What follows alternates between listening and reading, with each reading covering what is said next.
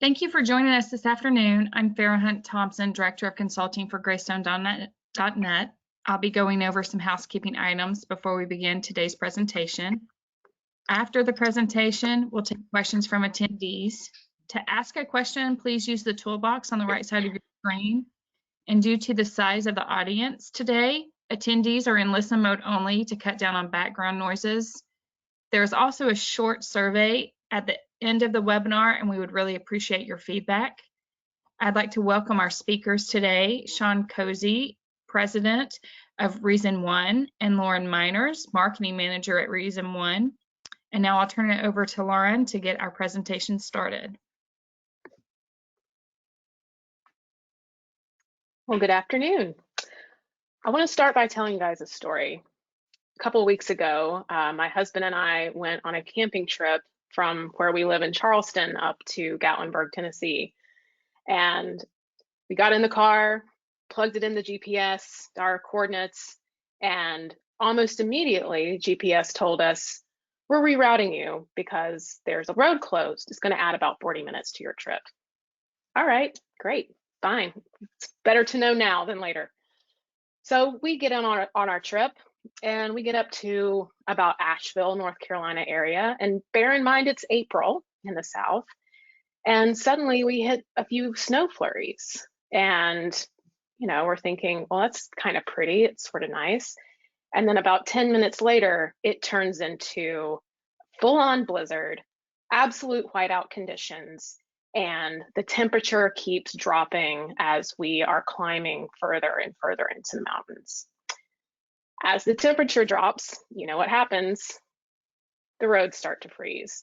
And by some stroke of luck, we got behind maybe the only snowplow that happened to be running at that time. We were just one car behind it. So though we had a few skids, we made it to the other side of the mountain, took a deep breath, unbunched our knuckles, and kept on our way. We'd gotten through the worst, right?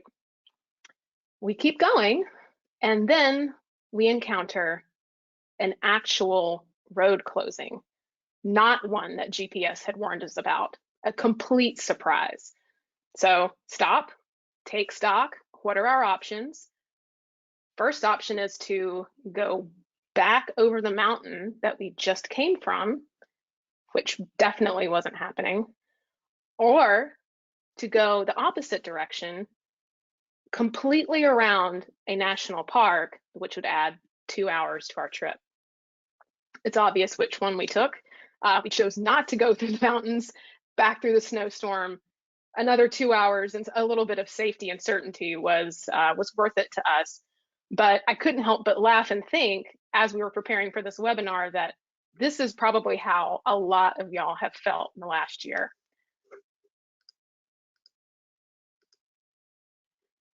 It's just a series of this, right?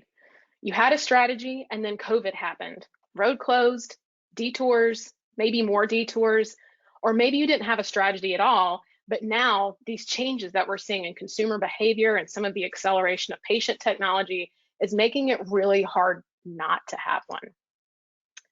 I'm Lauren Miners, I'm Marketing Manager for Reason One, and as a career in-house marketer who has had to navigate some of these similar challenges of alignment, siloing, budget requests, and just needing to keep things on the rails and get stuff done, having a digital roadmap really resonated with me. And I'm Sean Kozey. I'm one of the founding partners at Reason One. I've been on numerous journeys with our healthcare industry clients, and I too can see the value in a roadmap. I happen to use the ones in my personal life as well. So I think there's a nice synergy between keeping your business on track and keeping the rest of your life also in order. Good to meet you all today. Thanks, Sean. So the two of us and all of y'all, we're going to go on a little journey today. So our first stop is why have a roadmap? What are those benefits? What's the point? Secondly, who's in the car with you? Who's on the team? Where do they sit? And third, are we going on a little day trip? Or is this more like an epic cross-country journey? And then finally, What are some of those stops along the way? And how do you navigate challenges as you're moving through? So, why have a roadmap? If you don't have one, or if you do and it's been stalled out, it can feel a lot like this scene from the Long, Long Trailer, if any of you guys recognize it. It's like trying to haul a monolith up a mountain in a convertible. And it can be really tempting to just go about it as a business as usual thing, you know, continuing to not have a strategy, take projects as they come, focusing on just keeping everything alive and working, because that seems easier than taking the time out to create a multi-year roadmap or even an annual plan. But all of that comes at a cost. It's obvious that without a roadmap, you have reactive projects, which result in budget overruns, which exacerbate already really bad staff burnout. But there's other things that happen too as a result of this. One thing is rogue branding. Nature hates a vacuum, and without the right tools and processes, things will just appear that you don't know where they came from. And it's not just in branding and content, this happens in tech too. Without governance, you can have a slew of unapproved tech show up in your tech stack, and no one's sure what it connects to, why it's there, what it's being used for, what the ROI is. And this just results in what we call a Frankenstein. It's just this mash and amalgam of things that isn't really producing the results that marketing teams have been tasked with achieving. So, what does having a roadmap look like? Peter Fonda level confidence. I mean, look at this guy just cruising down the highway with no helmet on. I'm guessing he's thinking his hair is going to protect him. Maybe that's a little too much confidence. But the thing is, having a roadmap will give you that confidence that there is at least a plan. And it's a plan that's nurtured consistently with alignment and clarity. Things are going to evolve along the way. We know that, and it's natural. But regardless of what comes up, it's going to allow you to have alignment, because we know there's a lot of voices at the table. So opening up all those communication lines to break down silos is going to be really key. It's going to allow you to prioritize. A roadmap's going to suss out not just the tactical sequence of events, but all of those strategic drivers that have an impact on them. It's also going to allow you to budget properly. So the right roadmap is going to align your budget cycles and staffing needs with level of effort and talent required, and then also bring in that larger strategic view. The upshot is, it's a journey. It's a cycle of ongoing alignment and evaluation in short and long-term spans. So, who's in the car?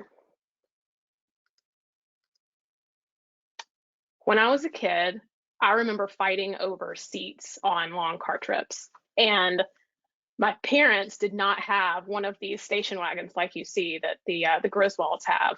And I was so jealous of my friends who had them, their parents. So I always wanted to sit in the way back seat because it gave me a whole new view, a new perspective on our journey.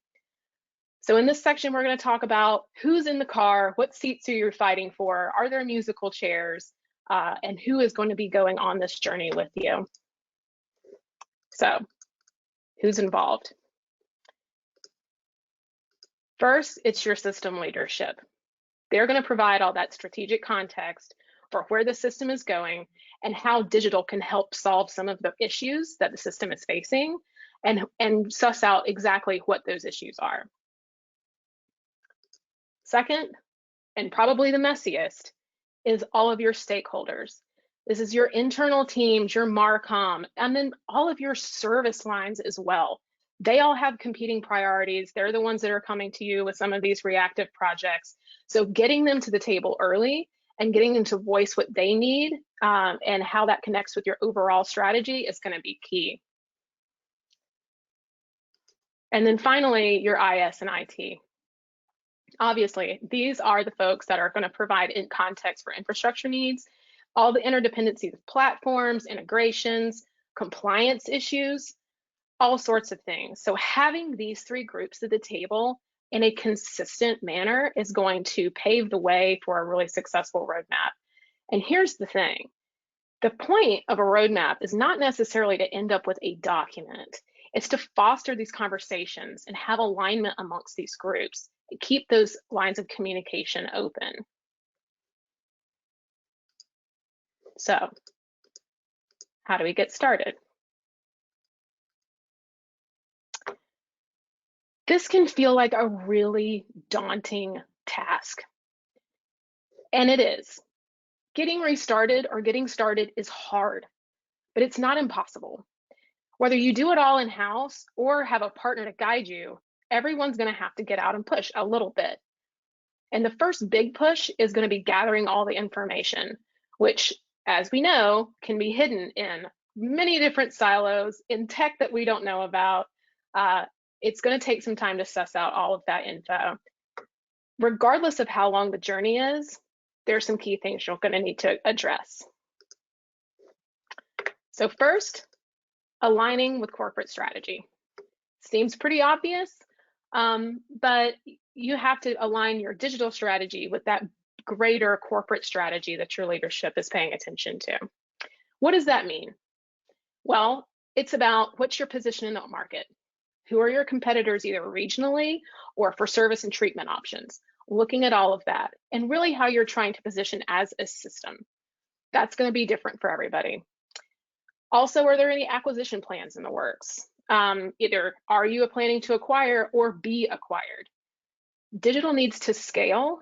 We've seen this many times over with our own clients that have been acquiring hospitals themselves. So taking those things into account, whether it's going to be adding a system into your digital footprint or being ready to be acquired into another digital footprint, is something to consider. Also, are you positioning as a center of excellence, either now or in the future? For example, if you're a cancer center that is providing treatment for a very, very specific rare type of cancer, that's not just something that's a content issue to wrangle. That's going to be a scaling issue and really having a strategy around that, which is going to have a big impact on your roadmap. And then finally, academic partnerships. And this can be if you're an academic medical center or if you're a hospital that has some sort of relationship with a nearby university and it's a teaching hospital. This expands your first tier audience to students, faculty, residents, and it's not just content, there's infrastructure involved in that as well. So then gather your analytics. And this is all stuff that you're probably able to put your hands on pretty readily already, right? Because you're looking at it quarterly, monthly, whatever your cadence is. So that's your GA, that's your SEO, your campaign level analytics, all of those things that are driving traffic to your site and giving you an insight as to how your site's being used. I would also encourage you to look really closely at those things, that sort of engagement that would provide some insights on how UX and IA are informing user experience on your site. And then finally, I want to call out one other thing, and that is how people, like real humans, are engaging with your site. Direct feedback. If you have patient reviews, just chatbot conversations, anything where a patient has recorded or a family has recorded either a positive or negative experience with your system, with your website, gather that stuff. And we understand that this can also be some information that gets siloed out as well. So let maybe a little bit more legwork to make sure that you're getting the full picture. Then identify the table stakes. So what are the things that you know beyond a shadow of a doubt have to happen? Like scheduled platform upgrades, campaigns that you run every single year that you know that you're going to run again next year. And then standalone projects that have already been identified, things that have been perhaps even partially budgeted for. Make a big list of those things that you know, this is concrete, this is real, this is already happening. And then the fun part, daydream a little. What are the things that you and your team have wanted for years, but haven't quite been able to get around to because reactive projects, budget overruns, all of those things that get in the way and shift those wants into maybe laters. So is that a new intranet? Is it personalization? Is it some sort of integration upgrade? Or is there rebranding? Or whatever it is that you've been dreaming about. And a final piece of advice. Sometimes the road can get hairy, and it's good to have a navigator who keeps it cool.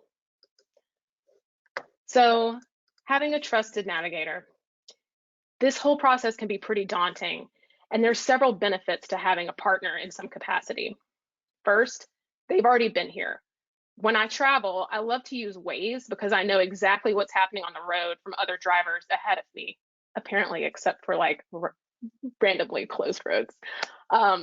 They're providing that real-time feedback that, hey, there was a cop there, or there's a wreck up ahead. A navigator can also help you prioritize. They'll give objective advice about everything from your tech to your strategic goals to all the realities surrounding budgets and budget cycles and even resourcing.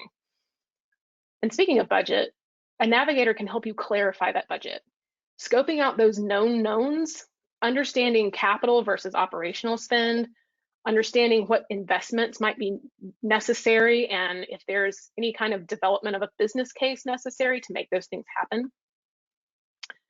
They can also help you clear the way by lending objective advice in difficult to navigate conversations. And from a technical standpoint, they can help you with kind of that homework phase that we just sort of went through, those aspects of information gathering that help you get prepared to really engage in developing your roadmap.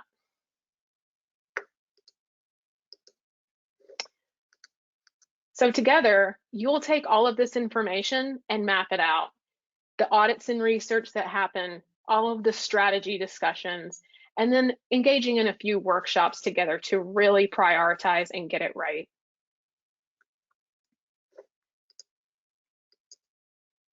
Sean?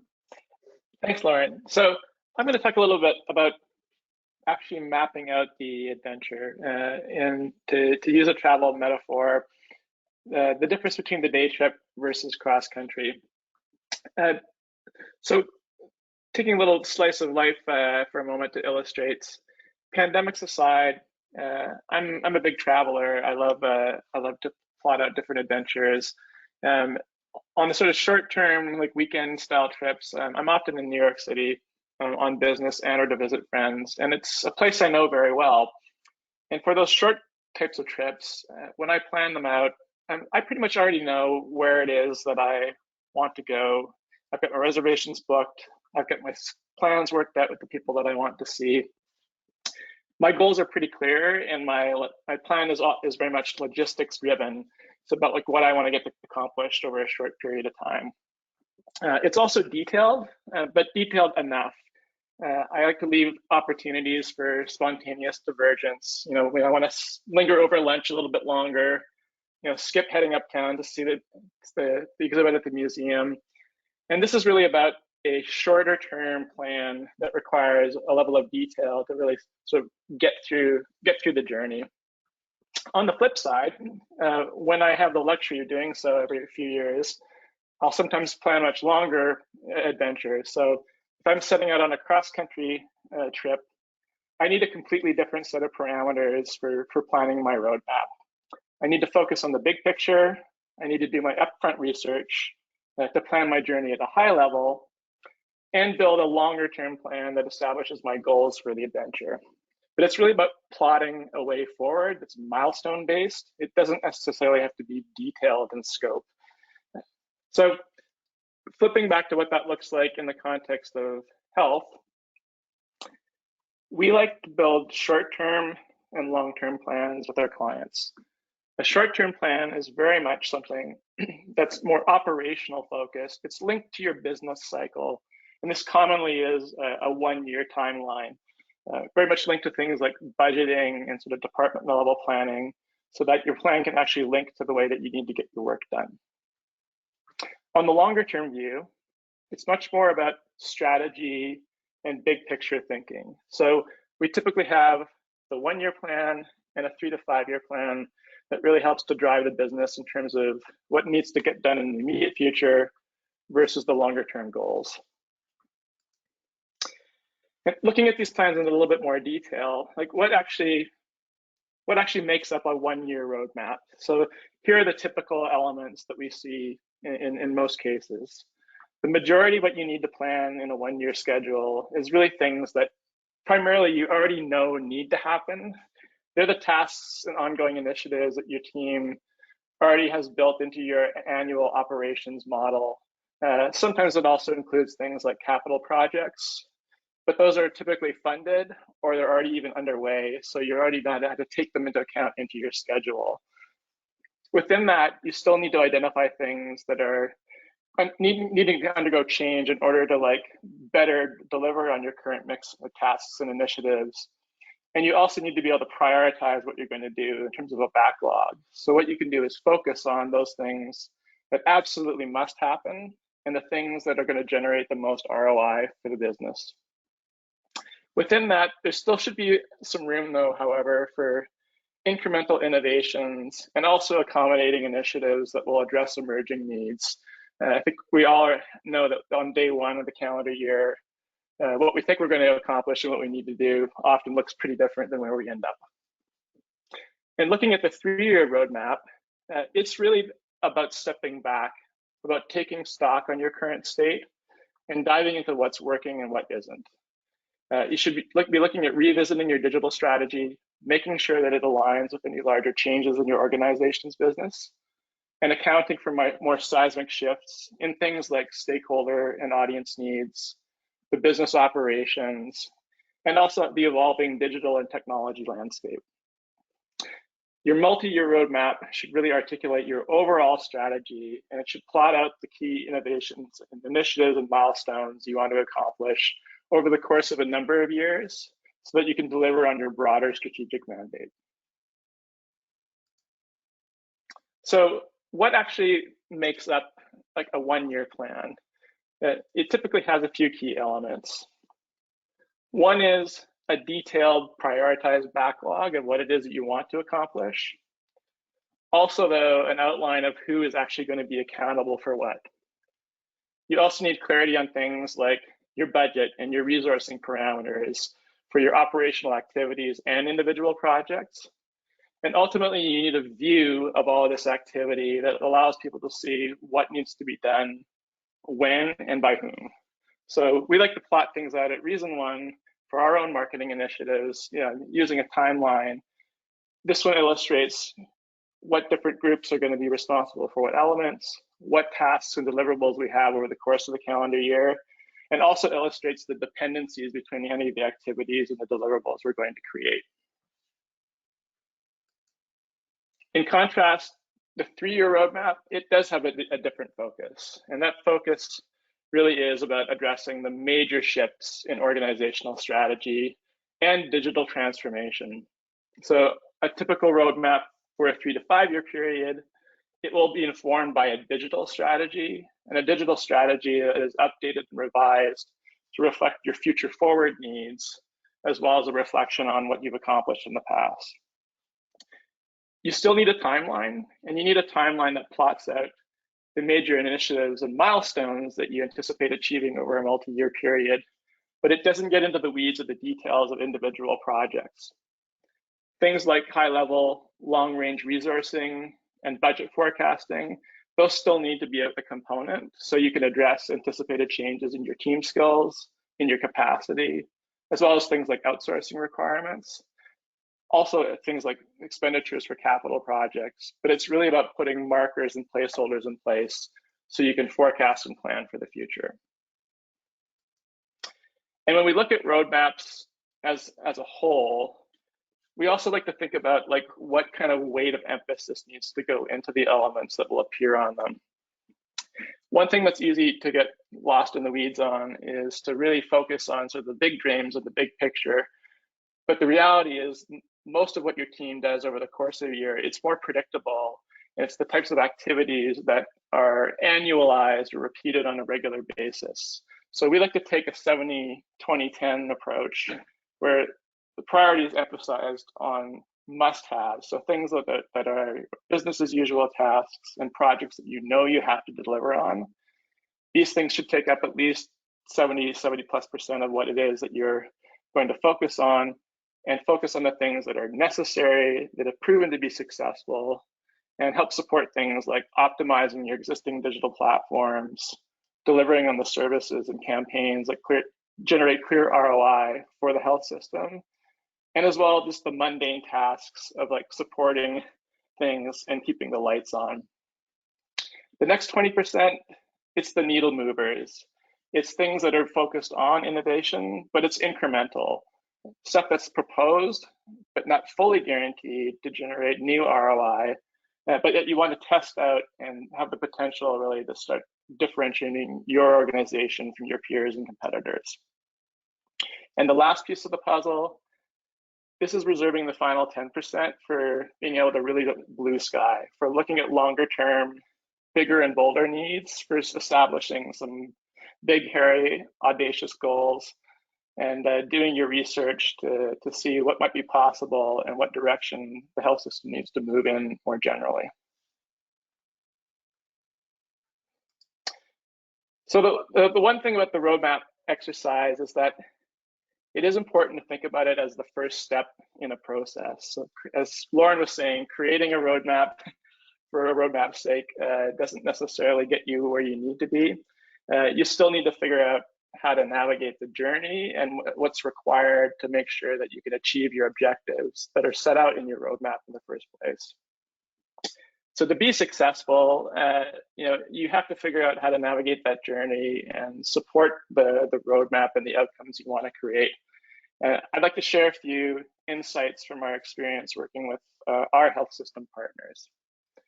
The first one is actually about having a plan, not the plan. And that's really about anticipating reality, and the reality being that things will always change and evolve. So having a flexible plan that you can use to benchmark what you're doing, evolve and execute on, and then check in on the progress on a regular basis is really vital. You need to be prepared at key junctures to review and adjust and confirm if the plan is still in alignment with your business needs, how you're progressing against your longer term goals, and make adjustments as needed to make sure that you're on track for success. For the annual roadmap, we see most commonly a quarterly review cycle with our clients. That gives you a chance to reflect on progress throughout the year, set new priorities on a quarterly basis, and then at the end of the year, really reflect on the bigger picture. On the long-term basis, checking in at least one a year and revising and revisiting as necessary usually seems to be the right kind of cycle. So the other elements of achieving success with a roadmap, come down to like putting key supports in place so that the roadmap actually is executed on, and making sure that the roadmap, is understood and also is realistic. So the first piece of that puzzle is governance. From going from paper to practice, you really need a mix of process and people to make sure that everything your team does is aligned with the roadmap you've created and reflects your organizational priorities. And the best example I can think of the value of this is something like fielding stakeholder requests. So digital teams are often in the service of a very large group of stakeholders. Each of them have their own interests and mandates, sometimes not fully aligned with one another. You also are faced with dealing with a lot of ad hoc requests that come up over the course of time. And some of those are small but intensive maintenance tasks. Sometimes you get asked from stakeholders to scope and budget and execute on larger scale projects. But when you're facing finite resources and a budget, and you already have a bunch of other priorities, like how do you manage those expectations? How do you determine what to say yes to and when and how to say no? And that's where governance can kick in. So the roadmap is the first piece of the puzzle. It's about having a backstop to justify some of your day-to-day decisions, but also having the support of key parties within your organization can be really, really vital.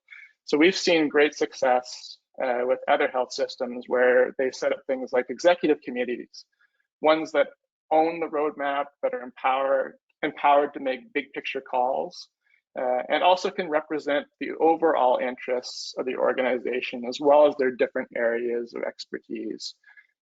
They end up being the equivalent of like a governing body. They can help support major decisions that need to run up the flagpole. They can also make calls on divergences from the current roadmap plans when something comes up and it really makes sense in terms of taking it into consideration. The next piece is transparency and visibility. So it's great to build the plan, but if we don't share it and communicate it and ensure that it's understood, our efforts really will go to naught.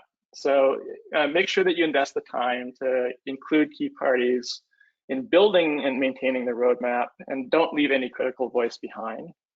But then also communicate with those stakeholders in the organization that need to be aware of it clearly and do it often.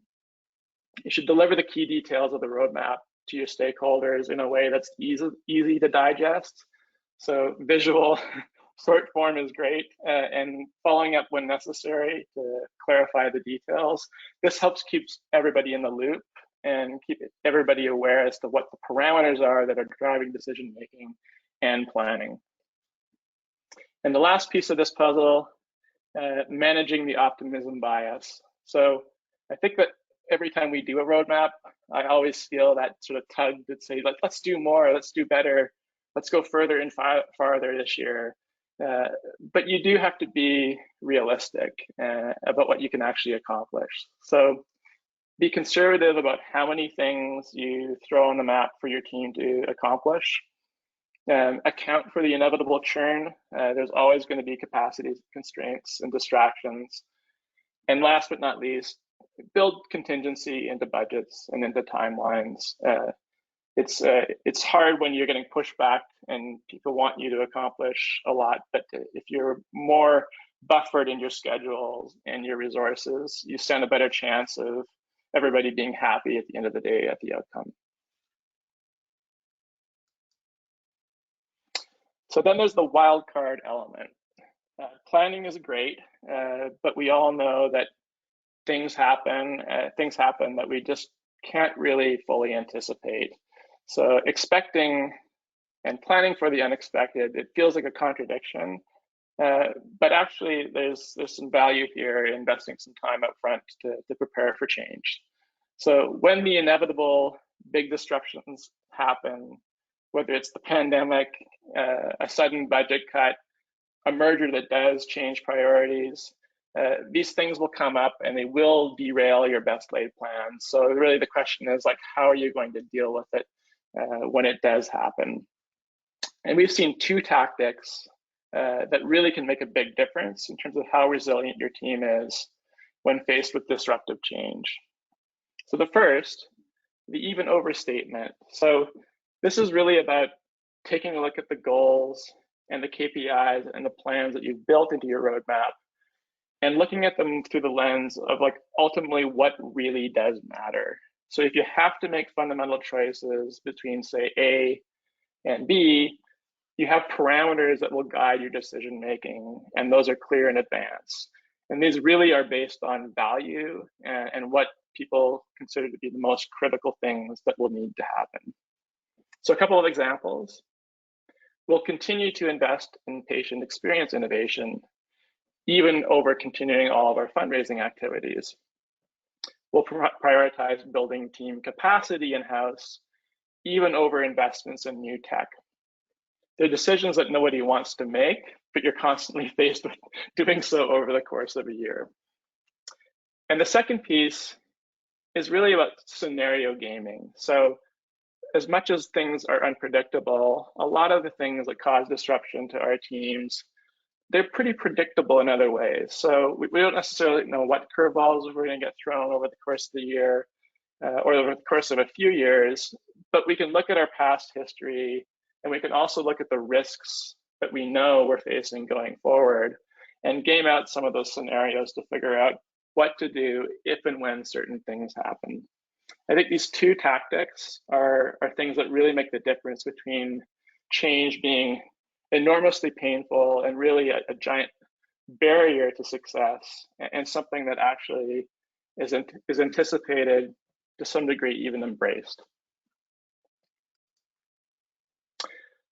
So with all that Lauren and I have touched on today, what does the journey actually look like at the end of the process? When you've got through a year cycle, or you're 3 to 5 years in working off a strategic plan, and you've adopted all these practices, you're running a well-oiled machine, well, it actually usually looks pretty good. Your upfront investments in road mapping will help you ensure you do get buy-in from your key stakeholders. You might even have your CEO signing off on your plans. Talk about great visibility. You'll be much better aligned in terms of both your core team, but also the stakeholders you serve in terms of the objectives and KPIs and what needs to get done. And no matter what these twists and turns are that may come your way, you'll just have better capacity to adapt and adjust when needed. And that does allow you actually to ensure that you can still focus on your key goals and be proud of like what you've accomplished when you do look in the rearview mirror. So Lauren, can I pass it back to you to wrap things up?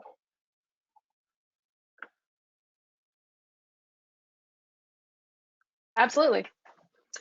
So let's go. Get in the car with the bandit. So we threw a lot at you today about what you need to do to prepare and why you need a roadmap, but just want to leave you with a few stops before we head into questions. So a roadmap, it's here not as a document, we both said, but it's here to provide you that certainty and alignment, that idea that you know that you can communicate amongst your team, that you're going to revisit the plan, that even when things change, you'll retain that alignment along the way. It's also here to help you foster those strategic conversations. Rather than getting stuck in a rut of continuously having reactive projects and just going about business as usual without questioning, having a roadmap will force you into that pattern and your other stakeholders into that pattern of having a strategic conversation of what we're building and why. And it's also important to note that if you're wherever you are on this journey, start where you are. If doing a 1-year roadmap or plan is really where you're at right now, start there. There's tremendous value in that. Even if it's just getting back on the rails, going through a 1-year roadmap can help you imagine what 2, 3, even 5 years might look like and provide that, again, that certainty to it. And then finally, expect the unexpected. I think some of what Sean just shared about navigating challenges is not just applicable to road mapping, but to the kind of the reactive marketing and communications world that we find ourselves in, because things are constantly changing. You know, the market is changing, the world is changing, tech is changing. So having a framework about how you're going to address those changes from a philosophical point of view, as well as from a tactical point of view, is really going to help your team's resiliency and help kind of make those decisions before they have to get made. So I'd like to open it up to questions at this point. And if you have questions and want to email us afterwards, all of our contact information is there on the screen, and we look forward to continuing the conversation. So Farah, any questions for us? Hey, yes. So one question, a few questions have come in. One of the attendees says that they have a few projects identified, and does having a roadmap make sense, or should they focus on specific projects if they only have a few projects? Sure, I'd be happy to speak to that. When you're balancing project work against the sort of day-to-day, month-to-month, if you have teams that are essentially having to step in and out of those two separate contexts, a roadmap can be extremely helpful, actually. If if only, for example, to get a good holistic view on exactly what it is that the team is being expected to accomplish over the course of time, and how those different things are going to balance out in terms of their availability and how much context switching. I would say that there is for sure a difference between planning at the project level versus looking at things from a roadmap perspective. So it really would be about putting those projects into the context of everything else that still needs to happen. Unless, of course, you've got the luxury of being able to work solely on one thing. And then another question that has come in asked, do you all have any tips for design of the 1 to 3 year roadmaps, like any template ideas? They're looking for suggestions and inspiration on how best to display their roadmap, specifically a 3-year version. Sure, Lauren, do you want to take that one? Yeah, I can start and you add on to it too. That's a great question. I will say that what we showed today, we actually built in Google Slides, and it's designed really for presentation. But the way that we build them kind of behind the scenes is on a Miro board, which for those of you not familiar with that, it's like a digital sticky whiteboard. So it's the digital version of having Post-it notes all over the wall, it's really nice as a collaborative thing. Everybody can kind of watch those priorities being made and be collaborative in the moment. So those are the 2 tools that we use, but there's probably dozens out there that would be helpful as well. Sean, do you have any others that you've used aside from that? Yeah, I think less on the tools front, but more like what does the format look like, so that it can be shareable and digestible. Being able to put the key elements of the roadmap together into a holistic document and present them, frankly, in just slightly different views. There's the timeline consideration, there's the resourcing and budgeting elements. Being able to distill those down into something that can be updated easily and shareable on a regular basis when changes do happen, we find is a really great benefit. And the long form, lengthy sort of Word doc style versus, say, a more compact presentation, we find that the latter get a lot better traction and a lot more uptake in terms of people actually taking the time to review them. The nice thing about the Miro board, though, is you can put a few different things on it, and it's very much a dynamic view and one that is shareable to all parties and can be changed, frequently by anybody that's involved in the process of stewarding the roadmap over the course of time. We do have a couple more that have come in. This person asks, it's all we can do to keep what we have now functioning. Is there a benefit to having a roadmap if they're not making major changes? That's a good question. Mm-hmm. Sure. So I think if I was in your shoes in that context, I would be asking questions like, to what degree is our schedule kind of chaotic, even though we are managing a fixed set of deliverables or responsibilities? To what extent are people aware of everything that our team is working on? And would it be a benefit to still road mapping things so that what you can do is see it for yourselves and actually refine your plans and your approach based on the learnings, or use that as a tool to help inform others and do things like manage expectations. I think the most common refrain that I hear from digital teams is that people expect us to act like a service bureau, and they don't have any insight as to what our day-to-day does look like. So it makes managing expectations and properly prioritizing things, even if it is just a fixed set of cyclical or repeatable tasks, that much more difficult. And the last question we had come in says, does a roadmap take into account what roles and skill sets we have on our team?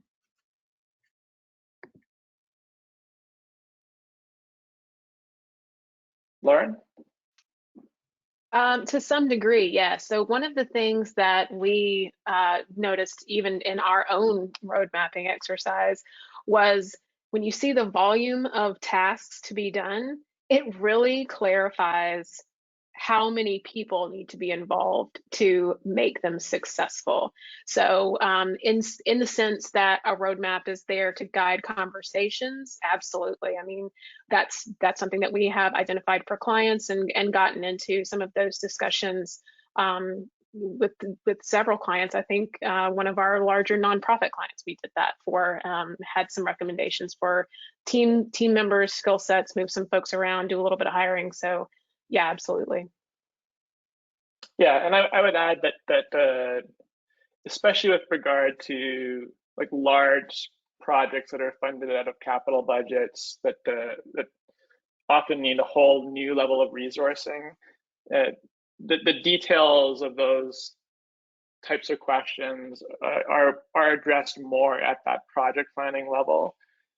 But when you put things on a roadmap and you see it from an overall perspective, it's actually pretty easy typically to tease out sort of the major considerations in terms of who are the talent, what's the kind of talent we need to deliver on this, and what's the likely capacity requirement within each particular role. It certainly helps when it comes to looking at your backlog for the year as a team and determining whether or not you need to change up the mix of skills or the amount of time that particular roles will require to achieve what's on the timeline. And I think it also helps as well in terms of making decisions around, do you need to bring in a partner for any one or several of these deliverables that you have on the map? Great. Well, I want to remind everyone that if you leave today and you still have questions, you'll be receiving a copy of the slides and a copy of the presentation tomorrow. And Sean and Lauren's contact information is in those slides if you have any more questions, if you go back and review the presentation. I want to thank you two for being here this afternoon and for such wonderful information, and for Reason One sponsoring the webinar. And just a reminder, there is a short survey at the end, and we would really appreciate your feedback. And thanks again, and I hope everyone has a great afternoon. Thank you, Farah. We appreciate it. Bye. Thanks, everybody.